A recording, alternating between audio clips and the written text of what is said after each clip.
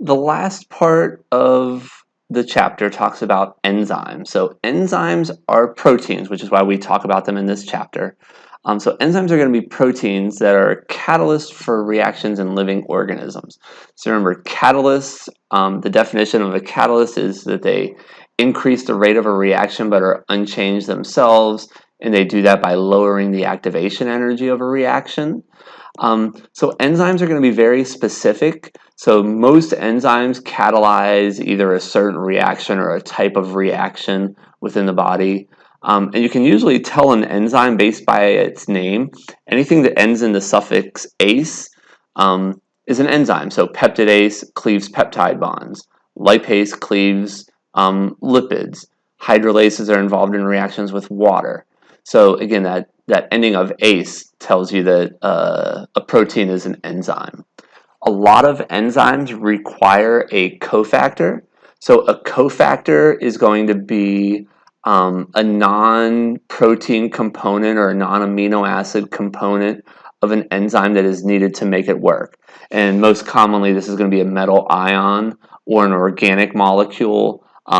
Vitamins are examples of organic molecules that often serve as cofactors.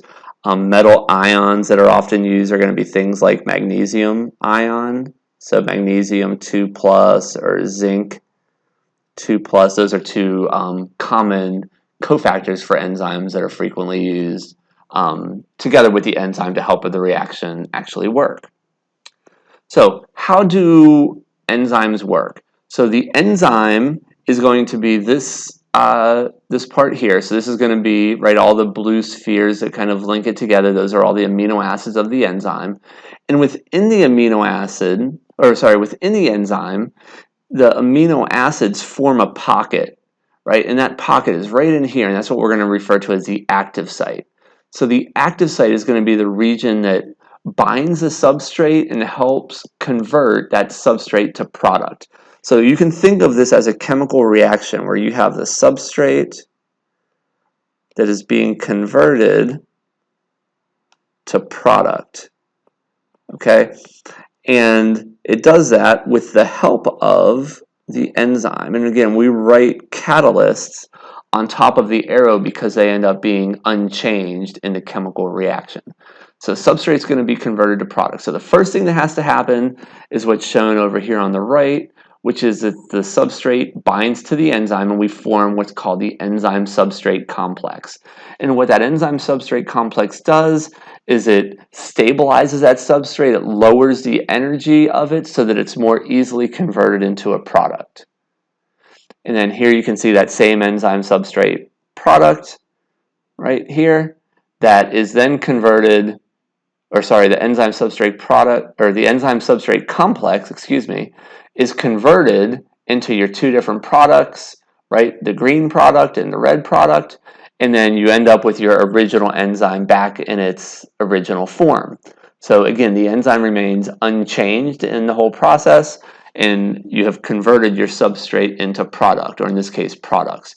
It's not always going to be a reaction where you cleave it into two different things.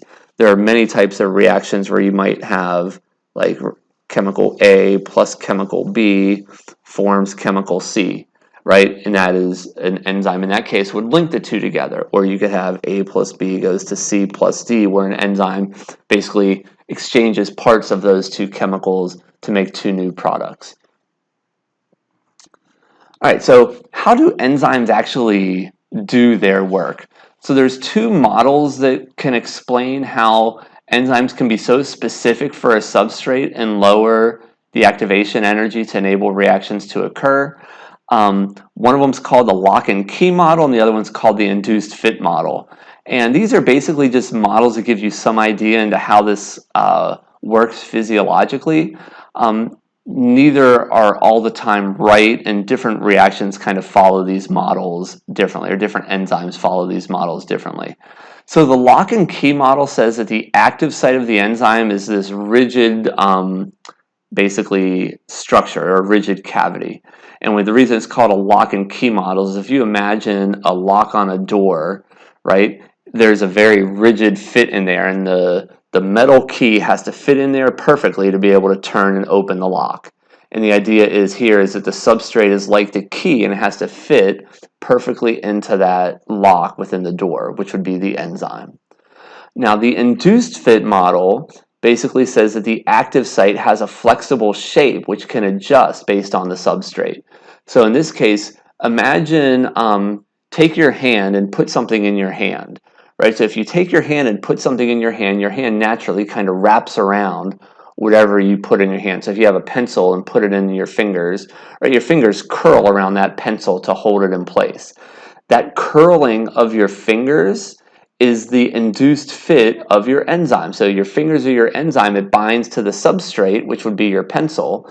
As your fingers curl around that substrate, your fingers are showing an induced fit where they adjust their shape based on the substrate to hold on to it better. Right, so those are your two main type of examples on how these enzymes work. Enzymes can be modified, their activity can be modified by treating them with inhibitors. So a lot of inhibitors are drugs that we can give to patients whenever they have like an overactive enzyme that's causing some disease. So a lot of pharmacological agents are actually enzyme inhibitors, which can bind to an enzyme and cause it to lose activity. These inhibitors can be either reversible or irreversible. And depending on the type of the inhibition, those reversible and irreversible inhibitors will work on the enzyme differently. So I want to talk a little bit about two different types of reversible inhibitors, and these are non-competitive and competitive inhibitors. So these are both going to be reversible inhibitors. So these are both reversible inhibitors, but they work slightly differently. A non-competitive inhibitor is going to bond or bind to the enzyme somewhere other than the active site. And what happens is whenever the non-competitive inhibitor interacts with the enzyme, it causes the enzyme to change shape so that the active site is no longer able to bind to the substrate. So here is an example of a non-competitive inhibitor. So if you look at the enzyme over here on the left, you can clearly see the active site with this kind of open C-shaped here, right? So now a non-competitive inhibitor binds somewhere other than the active site. So here's where your non-competitive inhibitor is binding. But whenever that non-competitive inhibitor binds, it causes a change in shape of that active site. So now, instead of having this wide open C, now it's closed. And now whenever that enzyme changes shape and now it has that closed active site, the substrate here can no longer fit in. So the substrate could have fit in here, but now it can no longer fit in there. So that's how a non-competitive inhibitor works. Now, going back to the previous slide talking about a competitive inhibitor is very similar in shape to the substrate. So they actually compete for binding within the active site. So looking at the same example here, if you had a competitive inhibitor, a competitive inhibitor would come in here, bind to the active site so that now the substrate would no longer be able to bind. So the idea is that competitive inhibitors generally bind with a higher affinity than the substrate. So they're going to have a slightly different chemical structure that allow them to bind to that active site a little bit better than the substrate, so the substrate doesn't go in there when the inhibitor is present. So again, those are both reversible inhibitors, so those inhibitors can bind and then they can fall off, and they both work to inhibit the enzyme activity in slightly different ways. Now, irreversible inhibitors, so this class of inhibitors, there's irreversible ones.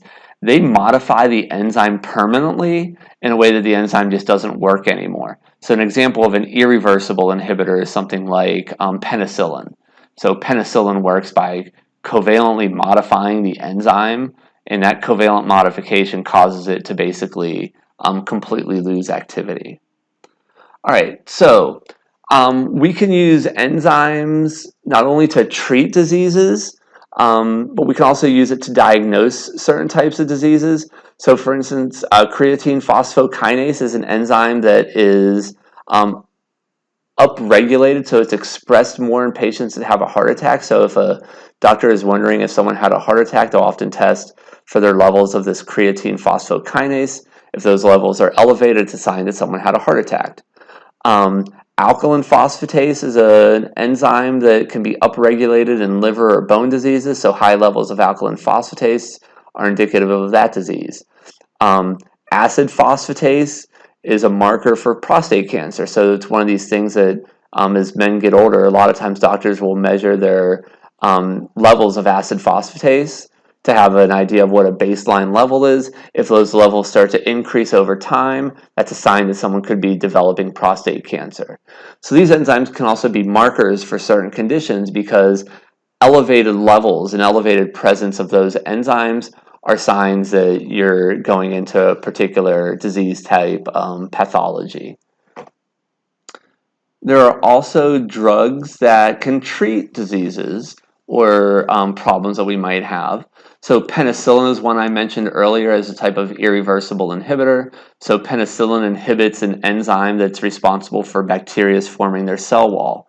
Well, if bacteria can't form its cell wall, the bacteria can't keep living. So this is how penicillin works as an antibiotic to kill bacterium. ACE inhibitors, or angiotensin converting enzyme inhibitors, are given to people with high blood pressure, and they basically prevent the formation or the activity of this angiotensin converting enzyme. So this enzyme helps make this protein called angiotensin, which is responsible for causing blood vessels to constrict or narrow. Whenever your blood vessels narrow, it increases your blood pressure. So these ACE inhibitors are commonly prescribed to people who have high blood pressure. And then the last one on the list here are these HIV protease inhibitors. So HIV is the virus, right, that causes AIDS. And one of the proteins or enzymes within the viral genome is an enzyme that is responsible. It's a protease. So this protease is important in breaking down proteins within the host cell that it infects and allows the virus to be able to be replicated over and over again. So HIV protease inhibitors block this specific protease within HIV, and what happens is if that protease is inactive, it can't hijack the host cell's machinery as easily to make copies of that enzyme. And by that virus making copies of itself, that's how it is able to spread and kind of cause problems. So these HIV protease inhibitors are pretty potent in terms of being able to block the spread of HIV. And usually patients are given a cocktail of these HIV protease inhibitors because the HIV virus itself mutates over time. So the protease itself ends up having a bunch of different forms, but we know what a lot of those different forms are, and we have these inhibitors to a lot of the different forms of these proteases so that even as the virus mutates itself, that the protease itself can still be inhibited, and that's how these HIV treating drugs work.